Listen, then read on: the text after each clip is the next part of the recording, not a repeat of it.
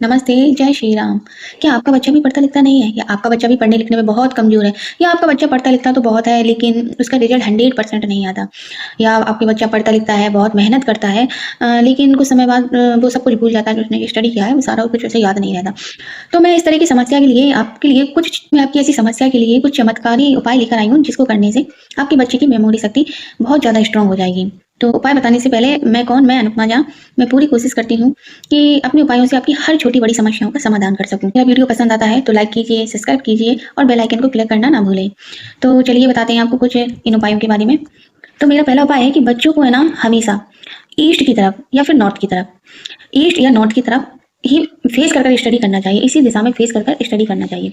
अपनी study east या north की तरफ फेस कर कर ही करना चाहिए, क्योंकि ईस्ट और नॉर्थ की तरफ फेस कर कर स्टडी करने से मेमोरी बहुत तेज होती है। बच्चों की मेमोरी बहुत तेज होती है और स्मरण शक्ति भी बहुत अच्छी हो जाती है। तो मतलब आप कुछ ऐसा करो, बच्चों की जो स्टडी टेबल है वो इस तरह से रखिए कि जब बच्चा पढ़े तो उसका फेस हमेशा ईस्ट की तरफ होना चाहिए या फिर नॉर्थ की तरफ होना चाहिए। पहले तो आपको ये करना चाहिए।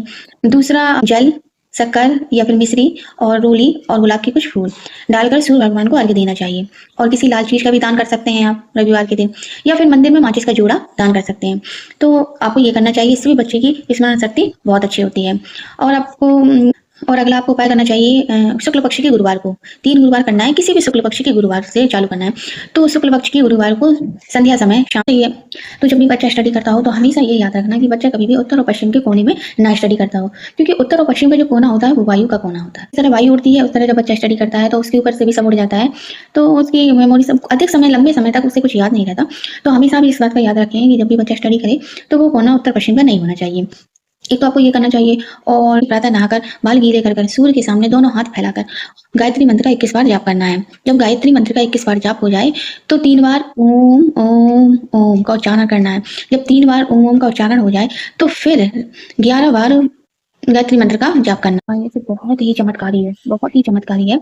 आपको करना क्या है कि शुक्ल पक्ष की मंगलवार को, किसी भी शुक्ल पक्ष की मंगलवार को 11 मंगल आपको लगातार ये उपाय करना है। किसी भी शुक्ल पक्ष की मंगलवार को आपको हनुमान मंदिर जाना और उनकी मूर्ति के सामने चना और गुड़ का भोग लगाना है।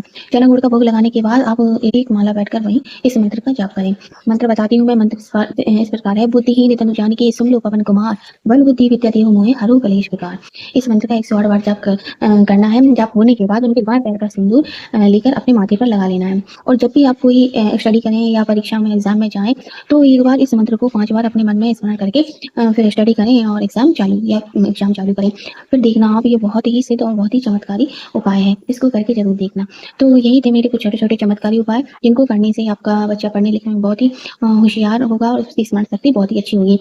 लेकिन मैं एक बात और सिद्ध कर देना चाहती हूँ कि मैं आपसे यही कहूंगी कि अपने वीडियो में कि मतलब आप कोई भी उपाय करें, मेरा करें या किसी का भी उपाय करें, तो बड़ी श्रद्धा और विश्वास के साथ करना। क्योंकि अगर हम नेगेटिव सोच के साथ कोई भी उपाय करते हैं, कोई भी काम करते हैं, तो वो कभी सिद्ध नहीं होता है।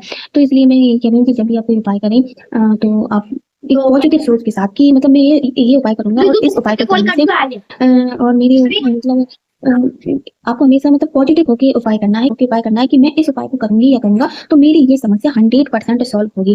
तो आप विश्वास मानिए, मैं आपसे खुद ये दावा करती हूँ कि आपकी समस्या है, जो उलझन है, वो आपकी 100% दूर होगी।